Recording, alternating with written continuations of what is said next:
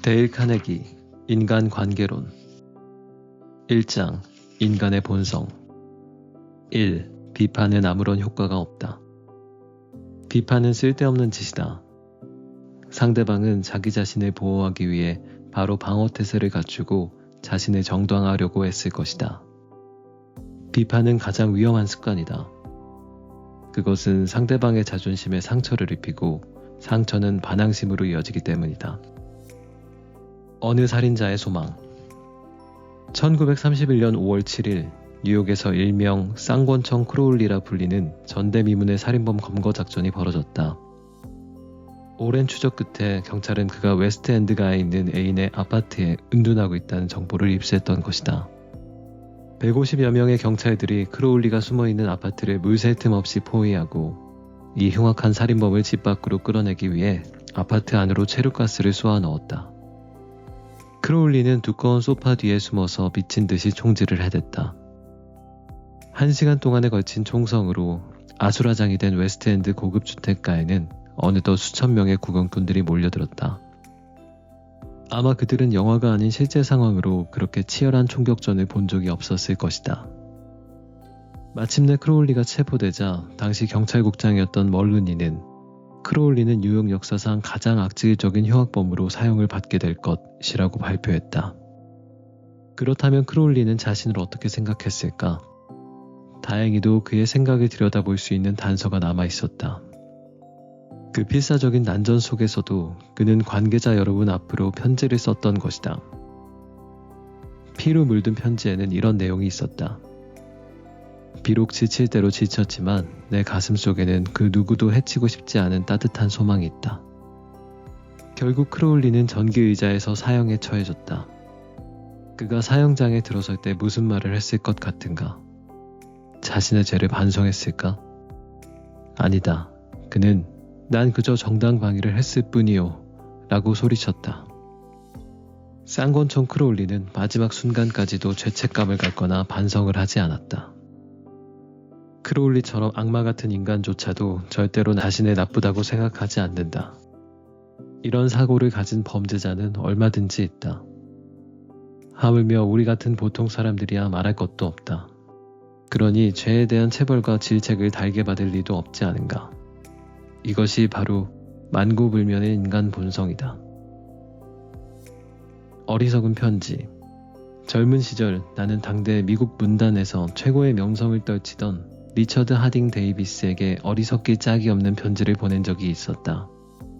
당시 작가들에 관한 잡지 기사를 준비하고 있던 나는 그에게 자신만의 작법에 대해 알려줄 것을 부탁했다.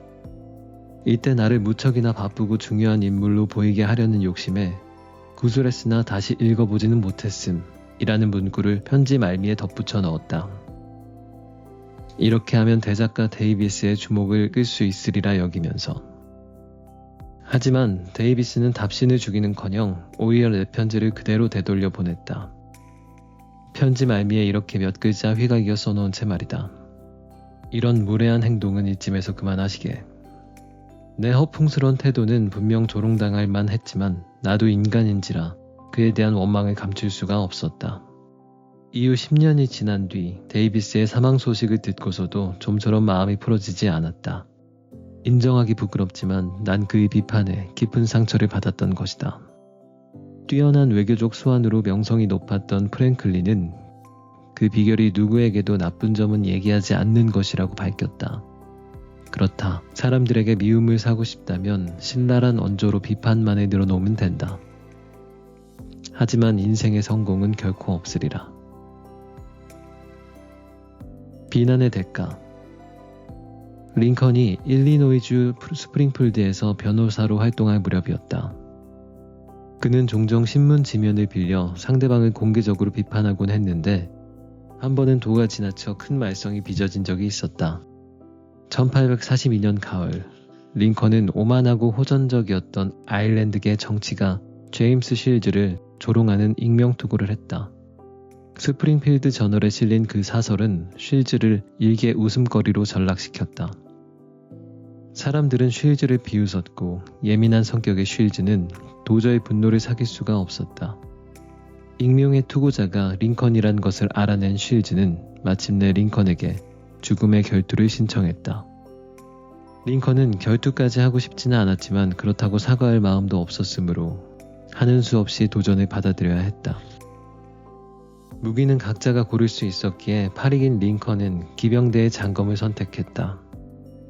그는 웨스트포인트 졸업생에게 검술 교습까지 받으며 검투를 준비했다. 드디어 결투의 날, 링컨과 실즈는 미시시피 강가에서 대면했다. 결투가 시작되려는 찰나, 다행히 입회인들의 적극적인 중재로 죽음의 결투는 중단되었다. 이 사건으로 링컨은 엄청난 충격을 받았다. 비록 다친 곳은 없었지만 인간관계에 대한 새로운 깨달음을 얻었던 것이다. 이후 그는 결코 다른 사람을 비난하거나 조롱하지 않겠다고 결심했다.